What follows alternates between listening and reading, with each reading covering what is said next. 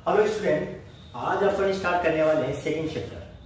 नाम है acid, base and salt. ये केमिस्ट्री का सेकंड चैप्टर है तुम्हारे क्लास 10th में। और जैसे जैसे एग्जाम नजदीक आ रहा है सब लोगों के डाउट आ रहे हैं कि सर हमको केमिस्ट्री समझ में नहीं आ रही, सर हमको फिजिक्स समझ में नहीं आ रही, सर हमको बायोलॉजी समझ में नहीं आ रही। तो आज आपका पूरा डाउट क्लियर हो जाएगा कि एसिड होता क्या है, बेस क्या होता है, सोल्ट क्या होता है, कैसे कैसे ये वर्क करते हैं। तो सबसे पहले अपन स्टार्ट करने वाले हैं chapter number second, acid, base and salt. Chapter का नाम है एसिड, बेस एंड सोल्ट्स। तो सबसे पहले अपन इनके बारे में पढ़ेंगे कि एसिड होता क्या है, बेस क्या होता है और सोल्ट क्या होता है। मैंने बोला कि अलग अलग प्रॉपर्टी के हिसाब से अपन एसिड, बेस और सोल्ट को अलग अलग डिफाइन कर सकते हैं। जैसे मैंने बोला कि एसिड होता क्या है। अपने घरों में, लेबोरेटरीज में और स्कूल में बहुत सारे प्रैक्टिकल्स किए होंगे, वहां पर एसिड भी देखा होगा, बेस भी देखा होगा, साल्ट भी देखा होगा। अब बट उनको पहचानने का जो तरीका होता है वो डिफरेंट लोगों का डिफरेंट टाइप से होता है। कोई उसके कलर से पहचानता है, कोई इंडिकेटर्स का यूज करके उसे पहचानता है, कोई H+ आयन और H- आयन से पहचानता है। तो अपन देखेंगे कि ये सब चीजें होती क्या है। बेसिकली मैं देखूं तो एसिड के बारे में अगर मैं बात करता हूं तो एसिड क्या होता है। एसिड को हिंदी में अम्ल कहा जाता है। क्या कहा जाता है? अम्ल। तुमने बोलता है कि एसिड का यूज करने से अगर एसिड हमारे शरीर पे या किसी भी चीज पे गिर जाए तो वो क्या करता है, उसको डैमेज कर देता है। क्योंकि एसिड है जो एक कोरोड नेचर का होता है। कोरोड का मतलब होता है जंग लगना। कोरोड नेचर का होता है। अगर इसको किसी चीज में डाला जाता है, किसी चीज में रखा जाता है तो ये उसको कोरोड करने लग जाती है। कोरोड इन द सेंस उसको जंग लगाना स्टार्ट कर देती है। और एक टाइम पीरियड ऐसा आता है कि वो उसको क्या कर देती है, खत्म कर देती है या बिल्कुल कोरोड कर देती है। तो मैंने बोला कि जो एसिड होता है, अम्ल होता है, उसको अलग अलग तरीके से अपन क्या कर सकते हैं, डिफाइन कर सकते हैं। मैंने बोला कि अगर एसिड की बात आ जाए तो मतलब मैं किसकी बात करूंगा, H+ आयंस की। मतलब कि एसिड के अंदर H+ आयंस मौजूद होते हैं। एसिड के अंदर क्या मौजूद होते हैं, H+ आयंस मौजूद होते हैं। बट अगर मैं बात करूं कि मेरे पास एक बोतल है, मेरे पास क्या है, एक बोतल है, उसके अंदर मैंने भरा हुआ है एसिड। क्या भरा हुआ है? एसिड, प्योर एसिड है। ये क्या है? प्योर एसिड है। तो मैंने बोला प्योर एसिड के अंदर कोई भी H+ आयंस मौजूद नहीं होते, प्रेजेंट नहीं होते। जब इस एसिड को किसी एक्वस सॉल्यूशन या वाटर सॉल्यूशन के अंदर डाला जाता है तो एसिड के साथ अगर H2 मिला दिया जाए तब जाके उसके अंदर H+ आयंस पाए जाएंगे या वो अलग हो जाएंगे। तो अपन ये नहीं बोल सकते कि प्योर एसिड के अंदर H+ आयंस पाए जाते हैं। हाँ, ये मुझे पता है, तो आप सबको भी पता होता है कि एसिड के अंदर H+ आयन पाए जाते हैं। लेकिन H+ आयन कब फ्री होंगे? जब उसको वाटर सॉल्यूशन में मिलाया जाता है। ये मुझे तो पता होगा। अब मैंने बोला कि अगर एसिड की बात करूं तो मैं किसकी बात करूंगा, H+ की। अब देखा, H+ जो आयंस होते हैं उसका कंसंट्रेशन लेवल अलग अलग होता है। H+ आयंस का जो कंसंट्रेशन लेवल होता है वो अलग अलग होता है। मैंने बोला कि अगर H+ आयंस की संख्या बहुत ज्यादा है, बहुत ज्यादा मात्रा में H+ आयंस पाए जाते हैं तो मतलब मैं बोल सकता हूँ कि वो स्ट्रॉन्ग एसिड होता है। अगर मैंने बोला H+ आयंस की संख्या धीरे धीरे डिक्रीज करने लग जाती है तो वो वीक एसिड में गिना जाता है या वीक एसिड होता है। तो देखो, अगर मैं बात करूं कि एसिड को H+ से और बेस को OH- से, एसिड में H+ आयंस पाया जाता है और बेस में OH- आयंस पाया जाता है। जबकि मैं बात करूं साल्ट में कोई भी आयंस प्रेजेंट नहीं होते हैं। तो ये तुमको याद रखना है। अब मैंने सबसे पहले बात करूं कि एसिड, बेस और साल्ट का जो पता लगाने का काम करता है वो इंडिकेटर करता है। तो अपन जानते हैं कि इंडिकेटर होता क्या है। बेसिकली अगर मैं बात करूं इंडिकेटर होता क्या है, दिस इज अ डाई। ये क्या होता है, एक डाई होता है। डाई का मतलब होता है कि बेसिकली डाई का यूज कहां करते हैं अपन, डाई का यूज करते हैं अपन कलर चेंज करने के लिए। कलर चेंज करने के लिए इसका यूज होता है, डाई का यूज करता है, जिसे तुम बालों में लगाते हो। बालों में डाई, उसका नाम बेसिकली डाई क्यों पड़ा?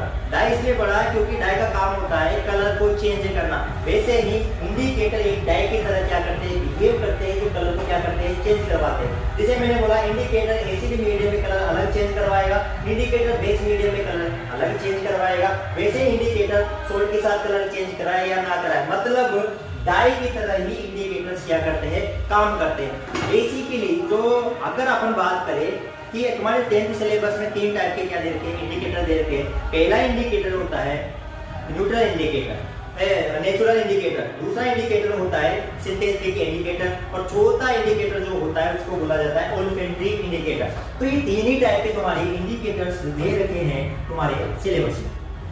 तो सबसे पहले अगर अपन बात करें, पहला होता है इंडिकेटर, उस इंडिकेटर का नाम होता है नेचुरल इंडिकेटर। क्या नाम होता है? Natural indicator. तो पहला इंडिकेटर आता है वो होता है नेचुरल इंडिकेटर। अब तुम बात करोगे कि सर ये नेचुरल इंडिकेटर क्या होता है? ये बात तो हमको समझ में आ गई है कि इंडिकेटर एक टाइप का डाई होता है जो कलर चेंज करवाने का काम करता है। तो ये नेचुरल इंडिकेटर क्या होता है? सर नेचुरल इंडिकेटर की अगर अपन बात करें तो नेचुरल इंडिकेटर वही होता है जो डायरेक्ट अपन को नेचर से प्राप्त या प्लांट से प्राप्त होता है। अगर अपन को नेचर से डायरेक्ट जो इंडिकेटर प्राप्त हो या मिल जाए उसे नेचुरल इंडिकेटर कहा जाता है। अब नेचुरल इंडिकेटर का काम क्या होता है? नेचुरल इंडिकेटर का बेसिकली काम ये होता है, नेचुरल इंडिकेटर जो कहां से प्राप्त हो, प्लांट से प्राप्त हो, एनवायरनमेंट से प्राप्त हो, नेचुरल इंडिकेटर होता है। इसमें क्या क्या आ सकता है? इसमें आ सकता है लिटमस पेपर, पहला आता है लिटमस पेपर।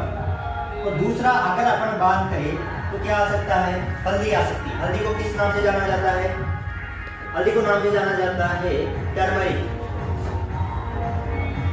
टर्मरिक।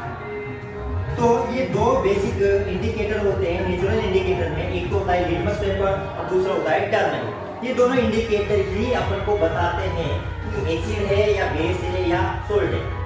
बट इनको नेचुरल इंडिकेटर इसलिए बोला गया है क्योंकि ये किससे प्राप्त होता है? अपन को नेचर से प्राप्त होता है। जैसे इतना, इससे ज्यादा कुछ याद करने की जरूरत नहीं है। अगर मैं बात करूं, लिटमस पेपर दो टाइप के होते हैं, एक तो ब्लू लिटमस पेपर होता है, एक होता है रेड लिटमस पेपर। दो टाइप के लिटमस पेपर होते हैं, एक तो ब्लू लिटमस पेपर और एक रेड लिटमस पेपर। आगे बढ़ने से पहले मैं आपको बताना चाहता हूँ कि जो लिटमस पेपर होता है एक पौधे से प्राप्त होता है।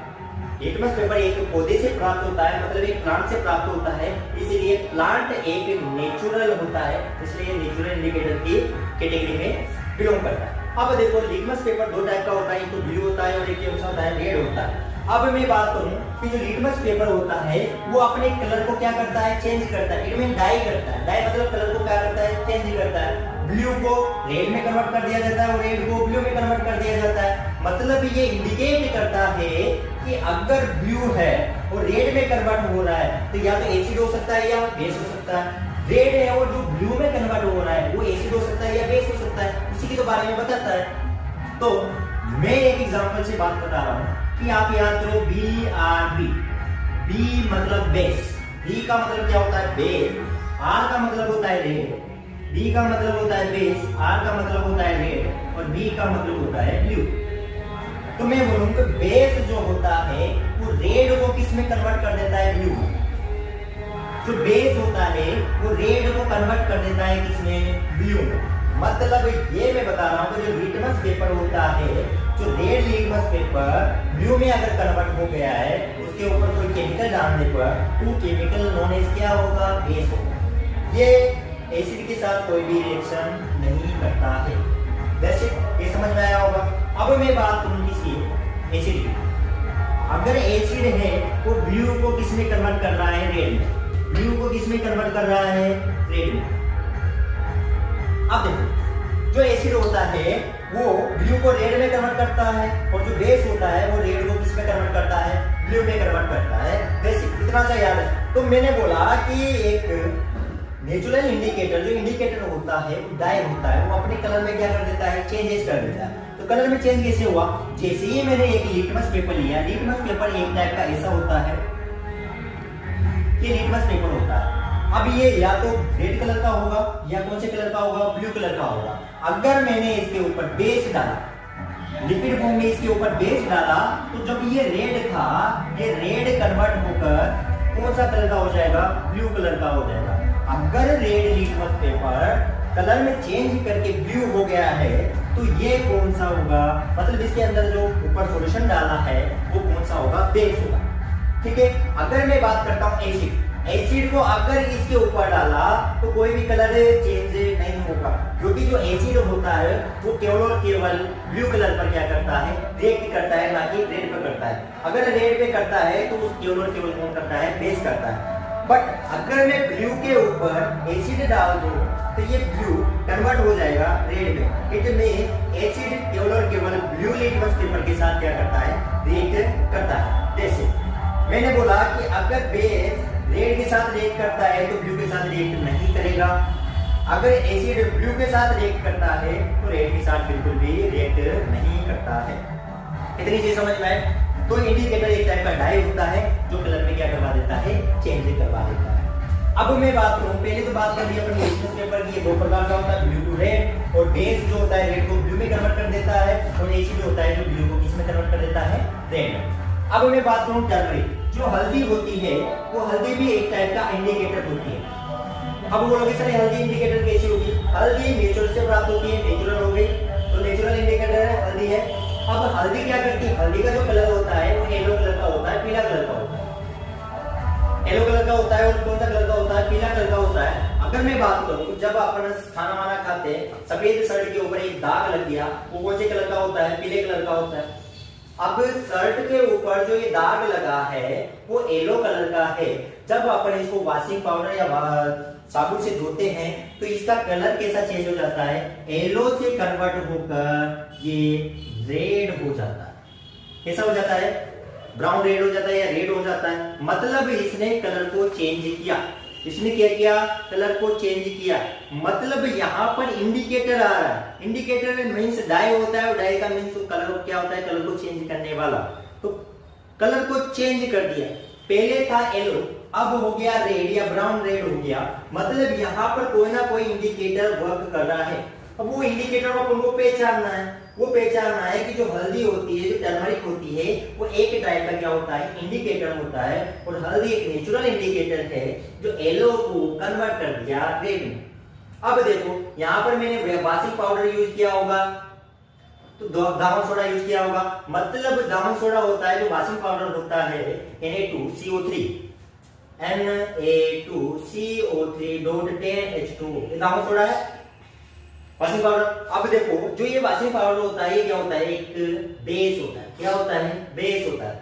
मतलब अपन को यहाँ ये बात समझ में आई कि जो बेस होता है वो हल्दी के कलर को चेंज कर देता है। इट में जो हल्दी होती है वो एक टाइप की क्या होती है? इंडिकेटर होती है जो बेस के कांटेक्ट में आने पर अपने कलर को क्या कर देती है? चेंज कर देती है, डाई कर देती है। इट मींस हल्दी एक टाइप का नेचुरल इंडिकेटर होती है। समझ में आ गया? तो येलो को इसमें कन्वर्ट कर दिया, रेड में कन्वर्ट कर दिया। तो नेचुरल इंडिकेटर में केवल दो ही पढ़ना है, एक तो लिटमस पेपर पढ़ना है और एक टर्मरिक पढ़ना है। लिटमस पेपर दो टाइप का होता है, एक तो ब्लू लिटमस पेपर होता है और एक रेड लिटमस पेपर होता है जो प्लांट से प्राप्त होता है। टर्मरिक एक टाइप की हल्दी को टर्मरिक बोलते हैं। ये नेचर से प्राप्त होती है, इसलिए नेचुरल इंडिकेटर के कैटेगरी में इसको डाला जाता है। तो ये ओवरऑल नेचुरल इंडिकेटर समझ गए होंगे कि इंडिकेटर होता क्या है। अब दूसरी बात करता है कि दूसरा जो इंडिकेटर आता है उस इंडिकेटर का नाम है सिंथेटिक इंडिकेटर। दूसरा इंडिकेटर कौन सा आता है? Synthetic indicator. तो इसको भी अच्छे से समझते हैं अपन।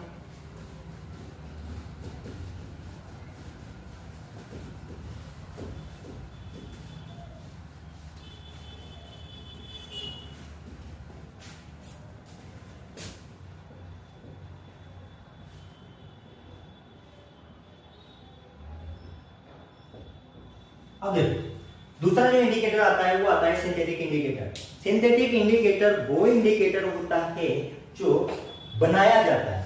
ह्यूमन बीइंग के द्वारा क्या किया जाता है, बनाया जाता है। कहां पर, इंडस्ट्रीज में बनाया जाता है, लेबोरेटरीज में बनाया जाता है, उसे ही सिंथेटिक इंडिकेटर कहा जाता है। मतलब the indicator which are synthesised in the laboratory और industry are known as the synthetic indicator. मतलब ऐसे इंडिकेटर जिसको कहां पे बनाया जाता हो, या तो लेबोरेटरीज में बनाया जाता हो या इंडस्ट्रीज में बनाया जाता हो, वो इंडिकेटर किस कैटेगरी में आता है, सिंथेटिक इंडिकेटर्स में आता है। अब तुम्हारे सिलेबस में केवल वो ही इंडिकेटर दे रखे हैं जो लेबोरेटरी में या कहां पे बनाए जाते हो, इंडस्ट्री में बनाए जाते हो। पहला आता है फिनोप्थेलिन। पहला कौन सा आता है, फिनोप्थेलिन।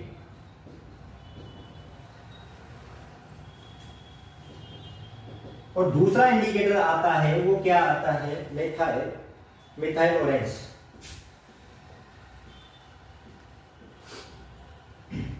ये दो ही इंडिकेटर ऐसा होते हैं जो किस कैटेगरी में आते हैं, सिंथेटिक इंडिकेटर। सिंथेटिक इंडिकेटर वो होते हैं जो इंडस्ट्री या किस में बनाए जाते हो, लेबोरेटरीज में बनाए जाते हैं। एक तो आता है मिथाइल ऑरेंज और एक आता है फिनोप्थेलिन। अब देखो, मैंने बोला था कि जैसे नेचुरल इंडिकेटर किसको बिलोंग करते हैं, वो अपने कलर में चेंज करवा देते हैं, वैसे ही ये इंडिकेटर भी डाई हो जाते हैं, अपने कलर में क्या करवा देते हैं, चेंजेस करवा देते हैं। तो अगर मैं बात करूं फिनोप्थेलिन की, अगर मैं बात करूं, वो एसिड के साथ तो कलरलेस रहता है। एसिड के साथ तो क्या रहता है, फिनोप्थेलिन एसिड के साथ भी रिएक्ट करेगा और बेसिक के साथ भी रिएक्ट करेगा। अगर मैं बात करूं कि जो फिनोप्थेलिन होता है वो एसिड के साथ क्या करता है, एसिड के साथ तो कोई रिएक्ट नहीं करता है, ये कैसा रहता है, कलरलेस। कैसा रहता है, कलरलेस। बट अगर मैं बात करूं, फिनोप्थेलिन जब भी एसिड के साथ रिएक्ट करेगा ये कलरलेस होगा, और फिनोप्थेलिन अगर बेस के साथ रिएक्ट करता है तो ये कौन सा कलर कन्वर्ट कर देता है, अपने आप का रेड कलर में क्या हो जाता है, कन्वर्ट हो जाता है। अगर मैं बात करूं कि जो मिथाइल ऑरेंज होता है, मिथाइल ऑरेंज क्या करता है, जब भी एसिड के साथ रिएक्ट करता है तो एसिड के साथ रिएक्ट करने के बाद ये अपना कलर को किस में चेंज कर देता है, टीके में चेंज कर देता है, जबकि बेस के साथ रिएक्ट करकर ये अपने कलर में किसमें कन्वर्ट कर देता है, येलो। तो यहां से ये बात समझ में आई कि सिंथेटिक इंडिकेटर वो इंडिकेटर होते हैं जो लेबोरेटरी में या इंडस्ट्रीज में बनाए जाते हैं। बनाने के बाद मतलब इंडिकेट करते हैं, डाई हो जाते हैं, अपने कलर को क्या करवा देते हैं, चेंज करवा देते हैं। अगर मैंने बोला फिनोप्थेलिन जब किसके कांटेक्ट में आता है, एसिड के कांटेक्ट में आता है तो कलरलेस हो जाता है, और जब भी वो बेसिक नेचर के किसी भी केमिकल्स के कांटेक्ट में आता है तो अपने कलर को चेंज करवाकर वो किस कलर में कन्वर्ट हो जाते हैं, रेड कलर में क्या हो जाते हैं, कन्वर्ट हो जाते हैं।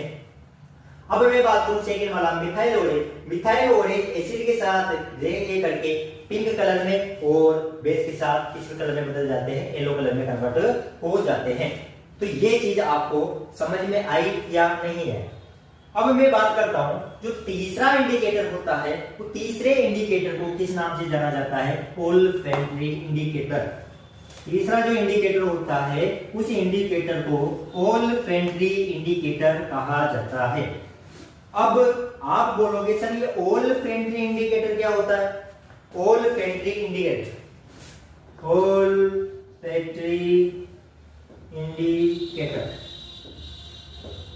ये तीसरा इंडिकेटर होता है जिसे ओल्फैक्टरी इंडिकेटर कहा जाता है। मतलब हिंदी में अगर बात करूं तो इसे गंधीय सूचक कहा जाता है। क्या कहा जाता है, गंधीय सूचक, ओल्फैक्टरी इंडिकेटर। अब देखो ओल्फैक्टरी इंडिकेटर क्या होता है। ओल्फैक्टरी इंडिकेटर अगर मैं हिंदी में बात करूं कि ओल्फैक्टरी इंडिकेटर का मतलब क्या होता है, तो ओल्फैक्टरी इंडिकेटर का मतलब ये होता है कि जब भी एसिड और बेस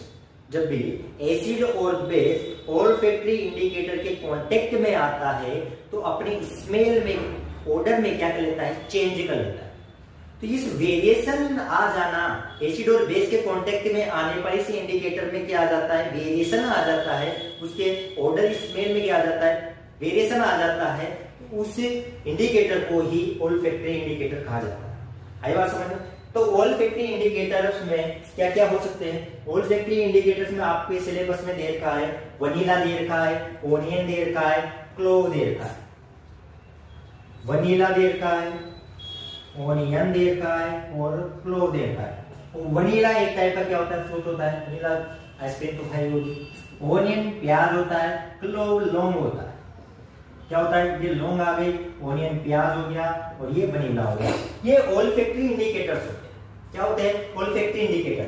वनीला, ओनियन, क्लोव, ये क्या करते हैं, जब भी एसिड और बेस के कांटेक्ट में आते हैं तो अपनी ऑर्डर ऑर्डर या स्मेल में क्या कर देते हैं, चेंज कर देते हैं। ऑर्डर या स्मेल में क्या कर देते हैं, चेंज कर देते हैं। ऐसे इंडिकेटर्स को ओल्फैक्टरी इंडिकेटर्स कहा जाता है।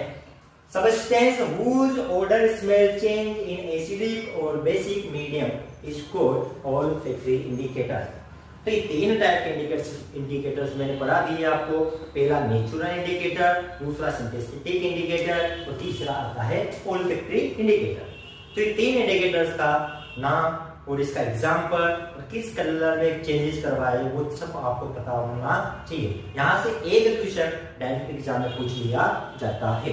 तो ये बात अगर आपको समझ में आई तो आगे बढ़ते हैं। नेक्स्ट आता है, इसी चैप्टर का अगला टॉपिक है यूनिवर्सल इंडिकेटर। इंडिकेटर पढ़ लिए तीन टाइप के। अब आता है यूनिवर्सल इंडिकेटर कि यूनिवर्सल इंडिकेटर होता क्या है। बेसिकली यूनिवर्स जिसे होता है ना कि एक प्राणी ऐसा होता है जिसको सब नॉलेज पता है, हम ब्रह्मास्मि बोलते हैं कि पाई वो सब आता है। वैसे ही एक ही तुम्हारी केमिस्ट्री में एक इंडिकेटर ऐसा होता है जिसको सब आता है, रावण की तरह है एकदम, हम ब्रह्मास्मि, ठीक है। तो उसका नाम है यूनिवर्सल इंडिकेटर। क्या नाम है, यूनिवर्सल इंडिकेटर। यूनिवर्सल इंडिकेटर, ये यूनिवर्सल का मतलब क्या है, यूनिवर्सल इंडिकेटर। मैंने बोला कि सर जो इंडिकेटर होता है वो तीन टाइप का होता है। पहला नेचुरल, दूसरा ओल्फैक्टरी इंडिकेटर, तीसरा सिंथेटिक इंडिकेटर। सर ये चौथा कहां से आ गया यूनिवर्सल इंडिकेटर।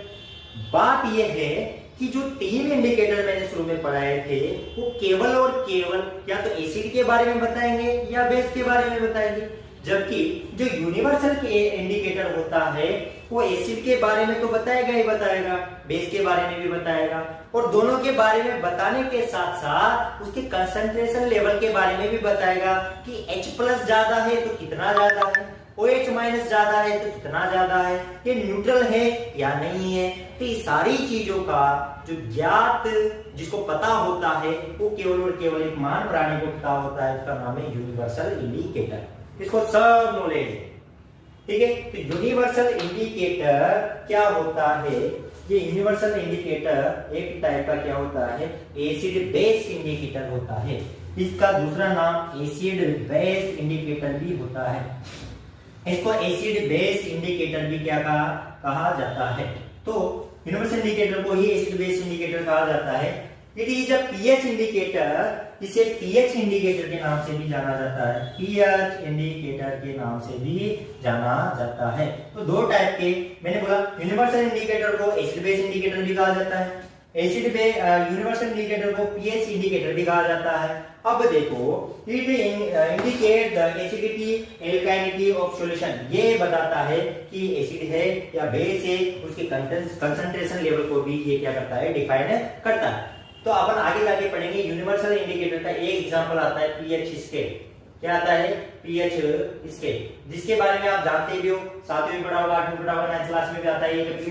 तो पीएच स्केल को ही क्या कहा जाता है, यूनिवर्सल इंडिकेटर कहा जाता है, जो जिसका अलग नाम क्या हो सकता है, एसिड बेस इंडिकेटर भी बोला जाता है और या पीएच इंडिकेटर भी बोला जाता है।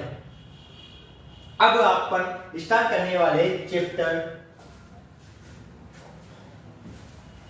तो सबसे पहले आता है अपन पढ़ेंगे एसिड के बारे में। सबसे पहले अपन किसके बारे में पढ़ेंगे, एसिड के बारे में। अपन ने थोड़ी बहुत नॉलेज ले ली कि इंडिकेटर क्या होता है। इंडिकेटर अपन को बताता है कि एसिड है, बेस है, क्या है, ये अपने कलर में क्या कर लेते हैं, चेंज कर लेते हैं। किसके कांटेक्ट में आने पर, एसिड के या बेस के कांटेक्ट में आने पर ये अपने कलर में क्या कर लेते हैं, चेंज कर लेते हैं। तो सबसे पहले आता है एसिड क्या होता है। Acid is a chemical substance which turn blue litmus paper into red. मैंने बोला कि जो एसिड होता है वो ब्लू लिटमस पेपर को किसमें, रेड में कन्वर्ट करवा देता है। जो एसिड होता है जो एसिड होता है वो ब्लू लिटमस पेपर को रेड लिटमस पेपर में क्या करवा देता है, चेंज करवा देता है। नेक्स्ट बात करूं, एसिड के अंदर H+ आयंस पाए जाते हैं। एसिड के अंदर क्या पाए जाते हैं, H+ आयंस पाए जाते हैं। एसिड का जो टेस्ट होता है, एसिड का जो टेस्ट होता है, खाने पर जो टेस्ट लगता है वो एसिड का कैसा लगता है, सोर टेस्ट होता है। कैसा टेस्ट होता है, सोर। कैसा टेस्ट होता है, सोर टेस्ट। सोर बोले तो खट्टा, कैसा, खट्टा टेस्ट लगता है। नींबू खाते हो, संतरा खाया होगा, कच्चे मैंगो खाए होंगे, कच्चे अंगूर खाए होंगे, तो सारे खट्टे स्वाद में कैसे होते हैं, खट्टे खट्टे होते हैं। मतलब उसके अंदर क्या है, कुछ एक टाइप से क्या पाया जाता है, एसिड पाया जाता है, तो टेस्ट में कैसे होते हैं, सोरियम टेस्ट होते हैं। ठीक है, तो मैंने बोला कि एसिड सोरियम टेस्ट होते हैं। एसिड ब्लू लिटमस को किस में कन्वर्ट कर देते हैं, रेड में कन्वर्ट कर देते हैं। एसिड जो होते हैं उसको क्या पाए जाते हैं, H+ आयंस पाए जाते हैं। तो ये सारे के सारे एसिड के क्या है, एग्जांपल्स है। ठीक है, एसिड को पहचानने के क्या एक टाइप के तरीके हैं। अब मैंने बोला कि एसिड को अगर पीएच लेवल से पूछा जाए कि एसिड पीएच लेवल में कहां लाई करता है, तो अगर मैं बात करूं एसिड 0 से 14 तक लाई करता है। 0 से कहां तक लाई करता है, 0 से 14 तक लाई करता है। और मिड में एक पॉइंट आता है 7। 7 जो पॉइंट होता है वो न्यूट्रल होता है। कैसा होता है, न्यूट्रल। और न्यूट्रल के बाद इधर जाने पर 0 की तरफ ये एसिडिक हो जाता है। कैसा हो जाता है, एसिडिक हो जाता है। और न्यूट्रल से इधर 14 की तरफ जाने पर ये बेसिक या एल्काइलिक हो जाता है। तो मैंने बोला कि 7 तो न्यूट्रल होता है, 7 से 0 की तरफ जाने पर एसिडिक हो जाता है, और 7 से 14 की तरफ जाने पर एक लेवल हो जाता है, बेसिक लेवल का हो जाता है। मतलब जो एसिड है वो 0 से 7 के बीच लाई करता है, और जो बेसिक है 7 से 14 के बीच लाई करता है। तो ये होता है एक्चुअली में पीएच स्केल, जो 0 से 14 के बीच लाई करता है। 0 एसिडिक, 7 न्यूट्रल, और 14 क्या होता है, बेसिक लेवल होता है, बेसिक नेचर होता है। अब अपन बात करते हैं कि ऑर्गेनिक एसिड क्या होते हैं। अब मैं बात करूं कि ऑर्गेनिक एसिड होते क्या है। ऑर्गेनिक एसिड एक वीक एसिड होते हैं। ऑर्गेनिक जो एसिड होते हैं वो कैसे एसिड होते हैं, वीक एसिड। अब बोलोगे सर ये ऑर्गेनिक एसिड क्या, कहां का लफड़ा आ गया, ऑर्गेनिक एसिड। जो ये ऑर्गेनिक एसिड होता है यही क्या होता है, वीक एसिड होता है। किस कैटेगरी में आता है, वीक एसिड की कैटेगरी में आता है। अब बोलोगे सर ये ऑर्गेनिक एसिड वीक एसिड में आता है, बट ये पाए कहां जाते हैं। मैं बता रहा हूं ये ऐसे एसिड होते हैं जो कहां पाए जाते हैं, या तो प्लांट में पाए जाएंगे या एनिमल्स में पाए जाएंगे। ऐसे एसिड जो प्लांट और एनिमल्स में पाए जाते हैं वो एसिड क्या होता है, ऑर्गेनिक एसिड कहलाते हैं। मतलब the acid present in plant material and animal are called organic acid. जो प्लांट और एनिमल्स में पाए जाए ऑर्गेनिक एसिड कहलाते हैं। जो एक टाइप के कैसे एसिड होते हैं, वीक एसिड होते हैं। ऐसे एसिड होते हैं वीक। अब सर बोलो, आप बोलोगे कि सर ये वीक ही क्यों होते हैं, ये स्ट्रॉन्ग क्यों नहीं होते, कि सर ये वीक ही होते हैं, स्ट्रॉन्ग होते क्यों नहीं है। इसका एक सिंपल सा एग्जांपल आप ध्यान रखो कि अगर मैं बात करूं कि ऐसे एसिड अगर वीक ना होकर क्या होते, स्ट्रॉन्ग होते। अगर वीक ना होकर स्ट्रॉन्ग होते, और ये पाए कहां जाते हैं एक्चुअली में, जो ऑर्गेनिक होते हैं वो कहां पाए जाते हैं, या तो प्लांट में पाए जाते हैं, एनिमल में पाए जाते हैं, या तो प्लांट की बॉडी में एग्जिस्ट करेंगे या एनिमल की बॉडी में एग्जिस्ट करेंगे। दोनों में से एक में बॉडी, एक या तो प्लांट में करेंगे या किसमें करेंगे, एनिमल्स में करेंगे। अगर मैं बात करता हूं, अगर मैंने बोला एनिमल्स की बॉडी में ऑर्गेनिक एसिड बनते हैं, क्रिएशन होता है, तो वीक एसिड होता है। सपोज मैंने बोला ऑर्गेनिक एसिड होता है, वीक नहीं होकर ये स्ट्रॉन्ग एसिड होता, तो क्या होता, अगर स्ट्रॉन्ग एसिड होता तो धीरे धीरे धीरे धीरे धीरे क्या कर देता है, अपनी बॉडी को हार्मफुल कर देता है। क्योंकि आपको पता है जो एसिड होता है वो कोरोड नेचर का होता है, जंग लगा देता है, उस जिस चीज में इसको डाला जाता है उसको खाने लग जाता है धीरे धीरे धीरे। अब या तो प्लांट की बॉडी में, एनिमल की बॉडी में स्ट्रॉन्ग एसिड आ गया तो ये धीरे धीरे धीरे उस बॉडी को क्या कर देगा, खत्म कर देगा। इसी वजह से भगवान की सोच समझ, केमिस्ट्री पढ़ी है भगवान ने, इतनी केमिस्ट्री भगवान को आती है कि आपने तो किताबें बाद में बनाई है, भगवान को तो पता है ना कि तुम्हारी बॉडी में कौन सा एसिड डालना है, कौन सा बेस डालना है, तो तुम्हारे नुकसान नहीं पहुंचाए। भगवान इतना अगर दयालु नहीं होता, बहुत खतरनाक लेवल के भगवान होते, तो क्या करते वो वो स्ट्रॉन्ग डाल देते और एक्टिवेट करवा देते कि जो बुरा काम कर रहा है स्ट्रॉन्ग एसिड एक्टिवेट हो जाए। ऐसा थोड़ी ना है, भगवान तो क्या करते हैं, सबको इक्वल ट्रीटमेंट करते हैं ना, इक्वल गिनते हैं। तो इक्वल गिनते हैं तो भगवान को पता है कि स्ट्रॉन्ग बेस क्या, स्ट्रॉन्ग जो एसिड होता है वो क्या करेगा, तुम्हारे शरीर को नुकसान पहुंचाएगा ना। तो नुकसान पहुंचाएगा तो मैं शरीर के अंदर स्ट्रॉन्ग एसिड क्यों डालूं? तो भगवान ने पहले ही सोच समझ के कौन सा वीक एसिड डाला। जो तुमको पता है स्टोमच में कौन सा एसिड पाया जाता है, हमारी एसिड एसिड पाया जाता है। भगवान ने देखो मतलब जो नेचर का जो क्रिएशन है भगवान ने किस टाइप से मतलब बैलेंस किया है। भगवान को ये पता है कि तुम्हारे स्टोमच, तुम्हारे पेट के अंदर HCl एसिड डाला हुआ है। जब तुम खाना वगैरह खाते हो तो उसका डाइजेशन करवाने का काम ही HCl एसिड का होता है, वो वहां पर वीक होता है। अगर स्ट्रॉन्ग होता तो तुम्हारे पेट को फाड़ के से बाहर रहता हो, समझ में आया? तो जो HCl है वो हमारे स्टोमच में पाया तो जाता है, लेकिन भगवान को ये पता है कि अगर इसे एक्सेस लिमिट में अगर बाहर निकल रहा है HCl, वो जो वीक एसिड है वो भी एक्सेस लिमिट में अगर बाहर निकल रहा है तो भी वो नुकसान पहुंचाएगा। कोई भी चीज है थोड़ी थोड़ी थोड़ी थोड़ी करोगे तो अच्छी रहती है, लेकिन एक लिमिट आते आते तुम बहुत उसको एक्सपांड करते हो, तो बहुत बड़ा कर देते हो, तो क्या करेंगे, नुकसान ही पहुंचाएगी। नुकसान पहुंचाएगी तो भगवान ने पहले ही ये म्यूकस, वहां पर देखो एक टर्म आती है म्यूकस, म्यूकस की एक क्या बना देती है, लेयर बना देते हैं। कहां पर, स्टोमच के चारों ओर म्यूकस का क्या बना देते हैं, लेयर बना देते हैं, जो एक्सेसिव लिमिट में जो एसिड निकलता है उससे प्रोटेक्शन प्रोवाइड करवाता है हमारे पेट को, स्टोमच को प्रोटेक्शन प्रोवाइड करवाता है क्या, म्यूकस। ये आगे अपन पढ़ेंगे, लाइफ प्रोसेस के चैप्टर में है, ठीक है। तो अब मैं बात करता हूँ जो ऑर्गेनिक एसिड होते हैं वे वीक एसिड होते हैं। किस कैटेगरी में आते हैं, वीक एसिड में आते हैं, जो कहां पाए जाते हैं, प्लांट में और एनिमल्स में पाए जाते हैं, ठीक है। तो ये ऑर्गेनिक एसिड होता है और वीक एसिड की गिनती में आता है। नेक्स्ट मैं बात करूं, अब ऑर्गेनिक एसिड के अंदर अगर मैं बात करूं, एक एसिटिक एसिड आता है, ऑर्गेनिक में बात करूं मैं आता है एसिटिक एसिड, एक आता है एसिटिक एसिड आता है, एक आता है सिट्रिक एसिड, एक आता है सिट्रिक एसिड, एसिटिक एसिड आता है, सिट्रिक एसिड आता है, एक लैक्टिक एसिड आता है, ये कौन सा आता है, लैक्टिक एसिड आता है, एक आता है टार्टरिक एसिड, टार्टरिक एसिड, और एक और आता है उसे ऑक्जेलिक एसिड, ऑक्जेलिक एसिड, क्या एक आता है, एक और आता है फॉर्मिक एसिड, क्या नाम है, फॉर्मिक एसिड। इस फॉर्मिक एसिड को ही क्या बोला जाता है, इस फॉर्मिक एसिड को ही मेथेनोइक एसिड कहा जाता है। क्या कहा जाता है, मेथेनोइक एसिड।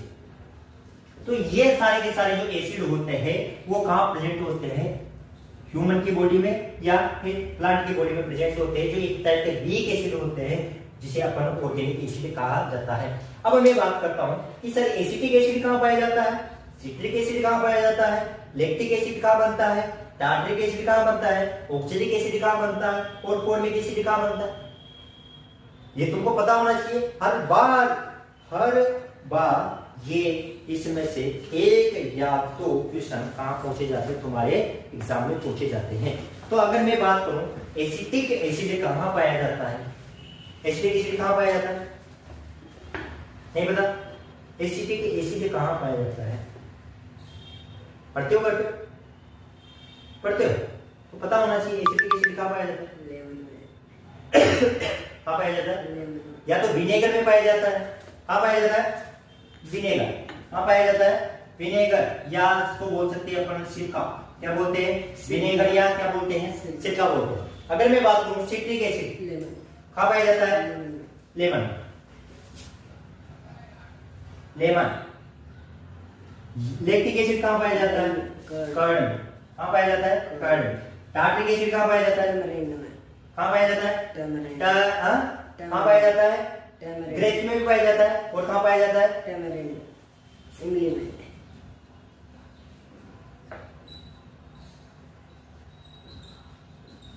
ग्रेप्स या टर्मरिन में क्या पाया जाता है, टार्टरिक एसिड।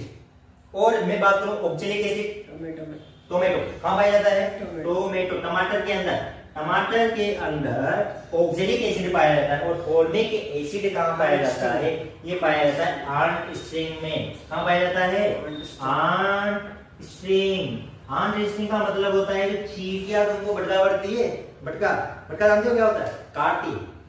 तो जो चींटियों के जो डंक होता है अनरेस्टिंग बोला जाता है। चींटियों के डंक के अंदर फॉर्मिक एसिड पाया जाता है जिसे मेथेनोइक एसिड भी कहा जाता है। अब जब भी चींटी तुमको भटकावरती है या काटती है तो वहां पर रेड रेड निशान आ जाते हैं, तो जलन होती है बहुत ज्यादा। वो जलन किसकी वजह से होती है, वो जलन होती है फॉर्मिक एसिड या मेथेनोइक की वजह से, जिसके अंदर कौन सा किसके अंदर पाया जाता है, ये आर्टेस्टिन पाया। एक आता है नेटल मतलब एक पौधा होता है जिसके कांटे होते हैं, उसके अंदर भी फॉर्मिक एसिड पाया जाता है। ठीक है, एसिटिक एसिड विनेगर में पाया जाता है, खट्टा होता है। सिट्रिक एसिड लेमन में पाया जाता है, जितने भी सिट्रस फ्रूट होते हैं खट्टे, उस फ्रूट में क्या पाया जाता है, क्या पाया जाता है, सिट्रिक एसिड पाया जाता है। एक आता है लैक्टिक एसिड किसमें पाया जाता है, कर्ड में, दही में। अब जो दही है वो दूध से दही बनता है, तो उसमें एक बैक्टीरिया काम करता है, उसे लैक्टोबैसिलस कहा जाता है। क्या कहा जाता है, लैक्टोबैसिलस। टार्ट्रिक एसिड में क्या पाया जाता है, टार्ट्रिक एसिड किसमें पाया जाता है, जो कच्चे रो ग्रेप्स होते हैं या रो मैंगो होते हैं, उसके अंदर क्या पाया जाता है, टार्ट्रिक एसिड पाया जाता है। ऑक्जेलिक टोमेटो में पाया जाता है, और एक पालक में भी क्या पाया जाता है, ऑक्जेलिक। फॉर्मिक एसिड में फॉर्मिक एसिड या मेथेनोइक एसिड इसमें पाया जाता है, एंटीस्टिन में पाया जाता है। तो ये सारे के सारे इनमें से एक डेफिनेटली तुम्हारे पेपर में पूछा जाता है, तो एक याद करिए अच्छे से कि कौन सा ऑर्गेनिक एसिड किस में प्रेजेंट होता है, तो ये चीज तुमको याद होनी चाहिए। नेक्स्ट अगर मैं बात करता हूं मिनरल एसिड क्या होता है, मिनरल्स एसिड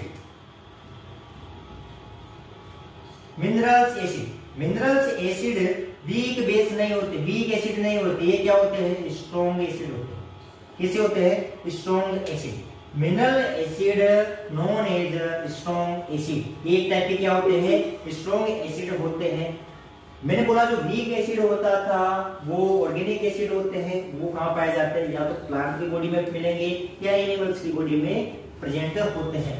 जबकि मिनरल्स एसिड स्ट्रॉन्ग एसिड होते हैं, ये कहां पाए जाते हैं, ये प्रिपेयर किए जाते हैं कहां पर, minerals of earth. Minerals of earth में जो बनते हैं उसे ही क्या बोला जाता है, मिनरल्स एसिड बोला जाता है, स्ट्रॉन्ग एसिड बोला जाता है। जैसे HCl हो गया, सल्फ्यूरिक एसिड हो गया, जैसे एग्जांपल में याद रखो, HCl hydrochloric acid, H2SO4 sulphuric acid, HNO3 को क्या बोला जाता है, नाइट्रिक एसिड। तो ये देखो स्ट्रॉन्ग एसिड के अंदर HCl आता है, H2SO4 आता है, HNO3 आता है, ये मिनरल्स एसिड होते हैं जो अर्थ में बनते हैं। अर्थ से मिनरल्स होते हैं कहां बनते हैं, अर्थ में बनते हैं, और ये एक टाइप के क्या होते हैं, स्ट्रॉन्ग एसिड होते हैं। मतलब बहुत खतरनाक होता है, इसका pH लेवल बहुत जीरो के आसपास होता है, 0 1 2 3 के आसपास होता है।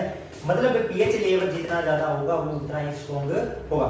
तो मिनरल्स एसिड समझ में आया, अर्थ से मिलते हैं, स्ट्रॉन्ग एसिड होते हैं, HCl H2SO4 HNO3। आगे बात समझ में। तो नेक्स्ट जो चीज अपन पढ़ने जा रहे हैं, कंसंट्रेशन या डाइल्यूट एसिड। कंसंट्रेटेड या डाइल्यूट एसिड होते क्या है। अब ये दो टर्म ऐसी है जिसको आपको समझना पड़ेगा कि कंसंट्रेटेड या डाइल्यूट का मतलब क्या होता है। अब देखो सबसे पहले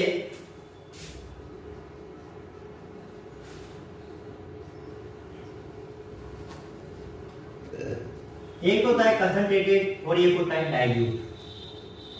ये कभी कभी देखा तो हुआ आप लोगों ने। देखो जैसे मैंने बात करूं कि मैंने जिंक की रिएक्शन किससे करवाई, H2SO4, तो बना क्या, ZnSO4 बनता है, ZnSO4 प्लस क्या बनता है, H2 गैस क्या होती है यहां से रिलीज होती है।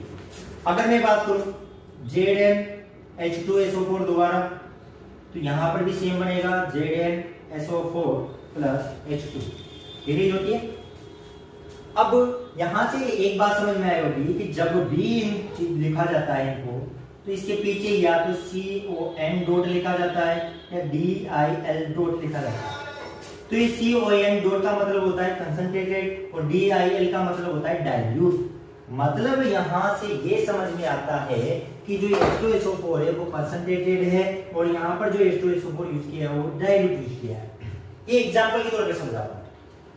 मतलब जिंक की कंसंट्रेटेड H2SO4 के साथ जब रिएक्शन करवाई जाती है या जिंक की डाइल्यूट H2SO4 के साथ रिएक्शन करवाई जाती है तो बनता क्या है, अपन को बनने वाला का नहीं पता कि बनेगा क्या, वो अपन अभी आगे जैसे जैसे बढ़ेंगे वो जान लेंगे कि आगे क्या होगा।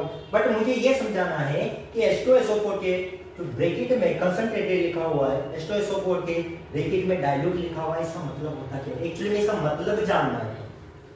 अब मतलब जानने से पहले आपको एक चीज पता होगी, अगर मैंने बोला कि मेरे पास एसिड है, क्या है, एसिड, इस एसिड के अंदर मैंने बोला कि 100 ग्राम एसिड है, 100 ग्राम क्या है, एसिड, और इसमें मैंने बोला कि यहां पर भी 100 ग्राम क्या है, एसिड है।